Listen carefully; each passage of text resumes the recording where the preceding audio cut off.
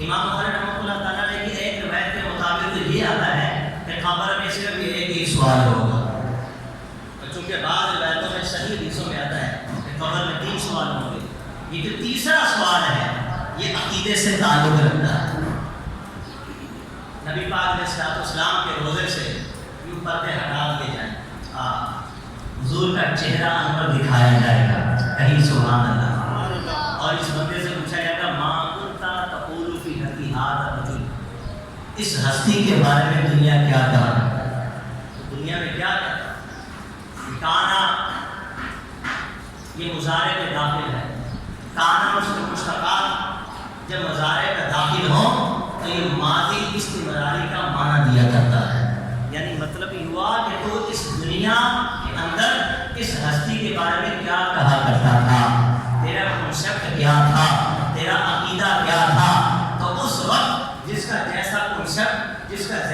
جیسا عقیدہ ہوگا، ایمان والا بڑھ کر جو مصطفیٰ کریم علیہ السلام کی تعظیم کیا کرتا تھا، جو آقا کے نام کے گن گایا کرتا تھا، جو نعت رسول مقبول پڑھا کرتا تھا، جو حضور کی سنتوں پہ عمل کیا کرتا تھا، جو شریعت کے مطابق، طریقت کے مطابق اپنی زندگی کو بسر کرتا تھا، جو عشق مصطفیٰ کا دم بھرا ہوا تھا، اور جس کا عقیدہ یہ تھا کہ ہاں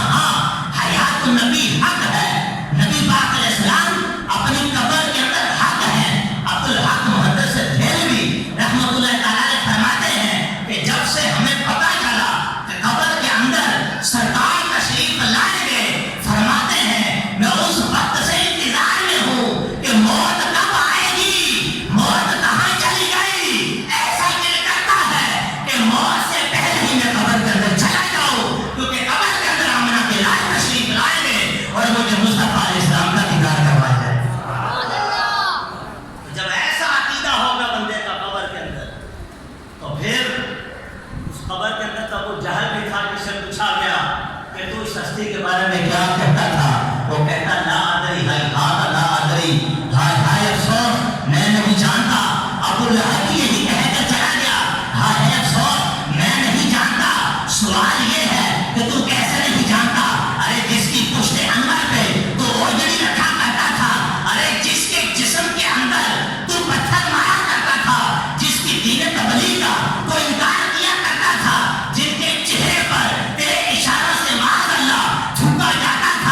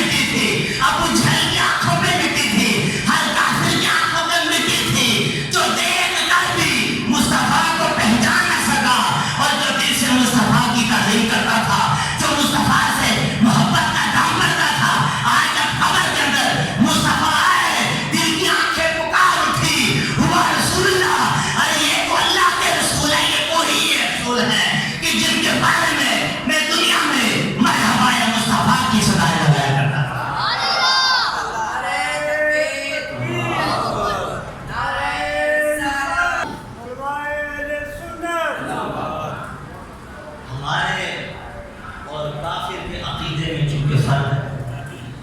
کافر مصطفیٰ کی رسالت کو نہیں مانتا، تو جنہوں نے دیکھا حضور کو اپنی ظاہری آنکھوں سے، تو دیکھ کر بھی قبر میں انکار کر رہے ہیں، اور جنہوں نے ظاہری آنکھوں سے نہیں دیکھا اس لیے کہ وہ مومن ہے، کیوں مومن اسے کہتے ہیں جو بن دیکھی ایمان لاتا ہے۔ نبی پاک علیہ السلام نے صحابہ کرام رضوان کو عرض کیا تھا تعجب خیر چیز کیا ہو سکتی ہے؟ صحابہ نے عرض کیا تھا حضور تعجب خیر چیز یہ ہو سکتی ہے جیسے فرشتے، تو حضور علیہ السلام نے ارشاد فرمایا، روایت مفہوم عرض کر رہا ہوں، وہ تو عرش میں عرش کو اٹھائے ہوئے ہیں،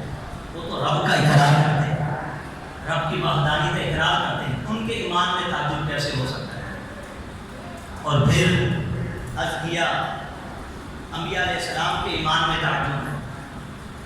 حضور علیہ السلام نے فرمایا کہ یہ بھی تمہارا جواب درست نہیں، نبیوں کے ایمان میں تعجب کیسے ہو سکتا ہے؟ پھر جب صحابہ کرام علیہم رضوان نے پھر کہا حضور ہمارے ایمان میں تعجب ہے، حضور نے فرمایا تمہارے ایمان میں تعجب کیسے ہو سکتا ہے؟ تم تو مجھے دیکھ کر کلمہ پڑھے ہو،